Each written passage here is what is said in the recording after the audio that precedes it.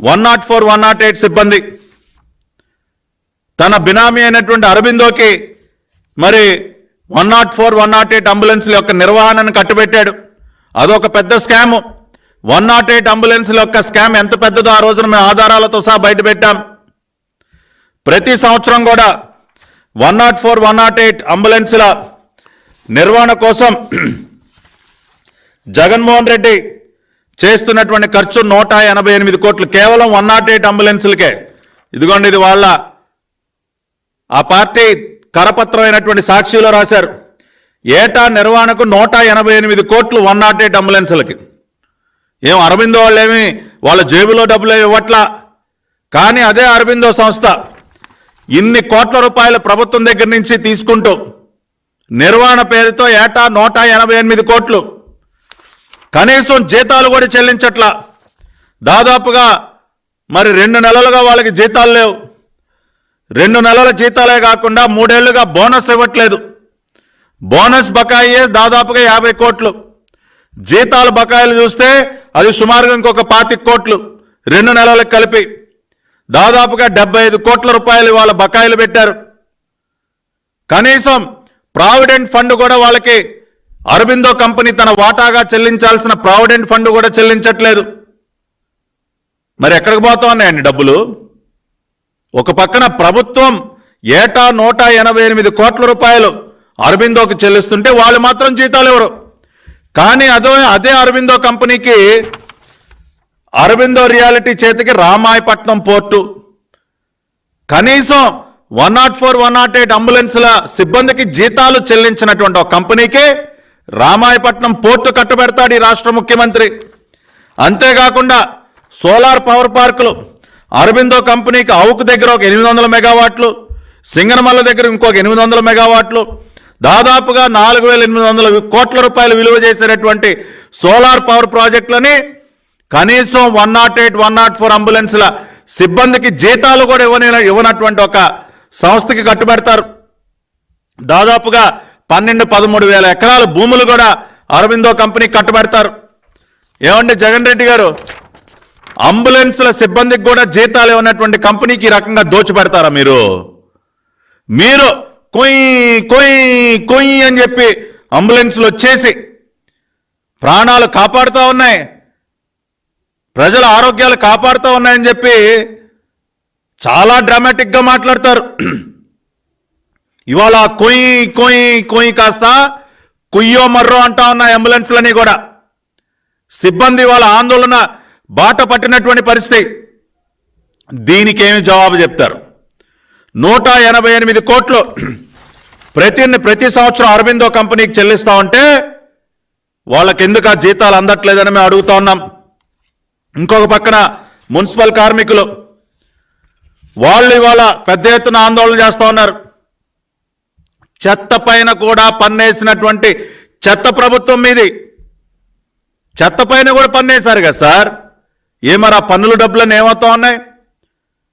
ఇవాళ front line వారియర్స్గా sanitary workers COVID సమయంలో తమ ప్రాణాలకి తెగించి పనిచేశారండి. Sanitary workers front line warriors.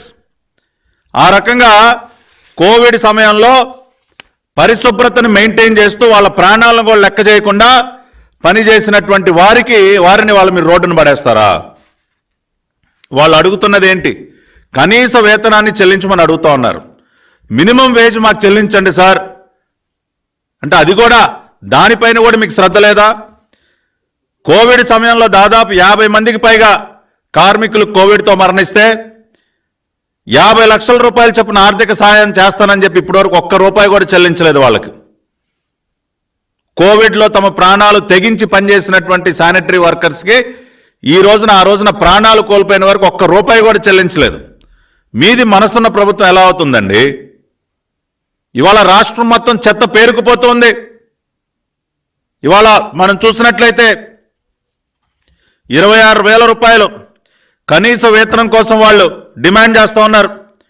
చాలామందికి మరి ఈ రోజున 18,000 లేదంటే 21,000 చొప్పున వాళ్ళకి జీతాలు అంతూ ఉన్నాయి. కొద్దిపాటి పెంపుదలతో మాకు న్యాయం చేయండి అని వాళ్ళు పోరాడుతూ ఉంటే దానిపైకి మీ మనసు వెళ్ళదు. అంతేకాకుండా సర్వశిక్ష అభియాన్ సంబంధించి దాదాపుగా 21,000 మంది మరి వాళ్ళు ఆందోళన చేస్తూ ఉన్నారు, వాళ్ళకి జీతాలు దక్కట్లేదని చెప్పి. దీనికి సంబంధించి 60% కేంద్ర ప్రభుత్వం భరిస్తుంది. ఈ జీతభత్యాలకు సంబంధించి 60% కేంద్ర ప్రభుత్వం తన వాటాగా చెల్లిస్తుంది. మొత్తం రాష్ట్ర ప్రభుత్వం పైన కూడా భారం పడినటువంటి పరిస్థితి లేదు. కానీ రాష్ట్ర ప్రభుత్వం తన వాటాగా విడుదల చేయాల్సినటువంటి ఆ 40% కూడా విడుదల చేయకపోయేసరికి వాళ్ళకి సరిగ్గా జీతాలు రావట్లేదు. వాళ్ళు ఇవాళ ఆందోళన బాట పట్టారు. అంటే రాష్ట్ర ప్రభుత్వం తన వాటాగా చెల్లించాల్సినటువంటి సొమ్ము కూడా కేంద్ర ప్రభుత్వం ఒక పక్కన 60% నిధులు కేంద్ర ప్రభుత్వం భరిస్తూ ఉంటే రాష్ట్ర ప్రభుత్వం తన వాటా కూడా చెల్లించకపోయేసరికి ఇవాళ సర్వశిక్ష అభియాన్ ఉద్యోగస్తులందరూ కూడా ఆందోళన చేస్తూ ఉన్నారు. ఈ రకంగా ఒక అంగన్వాడీ వర్కర్స్ కానివ్వండి, ఇవాళ మున్సిపల్ శానిటరీ కార్మికులు కానివ్వండి, సర్వశిక్ష అభియాన్ ఉద్యోగస్తులు కానివ్వండి, 104, 108 సిబ్బంది కానివ్వండి, ఇట్లా వీళ్ళందరూ కూడా తమ న్యాయబద్ధమైనటువంటి డిమాండ్ల కోసం వాళ్ళు ఆందోళన చేస్తూ ఉంటే కనీసం వాళ్ళతో వాళ్ళ డిమాండ్స్ నెరవేర్చేటటువంటి కనీసం ప్రయత్నం చేయకపోగా ఇవాళ వాళ్ళపైన ఎస్మా చట్టాలు ప్రయోగించి వాళ్ళ ఆందోళనల్ని అణిచివేసే ప్రయత్నం చేస్తూ ఉంది. రెండో పక్కన తమ విలాసాల కోసం ఇవాళ ఒక్క రిషికొండ ప్యాలెసే కాదు, మీరు చూసినట్లయితే తమ ప్రకటనల కోసం చేసినటువంటి ఖర్చు ఎంత? ప్రజాధనం మొత్తం సొంత పత్రికకే, ఒక్క సాక్షి పత్రికకే ఇవాళ ఫుల్ పేజ్ అడ్వర్టైజ్మెంట్ల రూపంలో ఎంత దోచిపెట్టారు? ఎన్ని వందల కోట్లు దోచిపెట్టారు సార్? ఇవాళ మీ ప్రకటనల దుబారా ఖర్చు ఎంత? ఇవాళ మీ ప్యాలెస్ల ఖర్చు, మీ ప్యాలెస్లో విలాసవంతమైనటువంటి సౌకర్యాలు ఏర్పాటు చేసుకోవటం కోసం మీరు చేసేటటువంటి ఖర్చు, ప్రకటనలకి మీరు తగలేసేటటువంటి సొమ్ము, అదేవిధంగా రంగులపై ఉన్న శ్రద్ధ పేదలపై ఏది? ఇవాళ రంగులకే కొన్ని వేల కోట్లు తగలేశారు కదా సార్, మీరు రంగులకు తగలేశారు. ప్రకటనలకి ఈ 5 సంవత్సరాల కాలంలో మీరు అడ్వర్టైజ్మెంట్లకి దాదాపు 1000-1500 కోట్లు దానికి తగలేశారు, రంగులకు తగలేశారు, మీ ప్యాలెస్లకు తగలేశారు. ఇవాళ ఒక్క రిషికొండ ప్యాలెసే కాకుండా మీరు గతంలో మీ తాడేపల్లి ప్యాలెస్ బ్యూటిఫికేషన్, దానికోసం మీరు ఇచ్చినటువంటి జీవోలు, తాడేపల్లి ప్యాలెస్ బ్యూటిఫికేషన్కి డబ్బులు తగలేస్తారు. ఇడుపులపాయలో మీ ప్యాలెస్ కోసం డబ్బులు తగలేస్తారు. ఈ రకంగా మీ ప్యాలెస్ల ఖర్చు కానివ్వండి, మీ ప్రకటనల ఖర్చు కానివ్వండి, మీ రంగుల పిచ్చకి మీరు తగలేసినటువంటి ఖర్చు కానివ్వండి, వీటన్నిటినీ పోల్చుకుంటే ఇవాళ ఆందోళన చేస్తున్నటువంటి వివిధ వర్గాల డిమాండ్ల విలువ ఎంత సార్? ఇవాళ సూటిగా అడుగుతా ఉన్నాం. ఇవాళ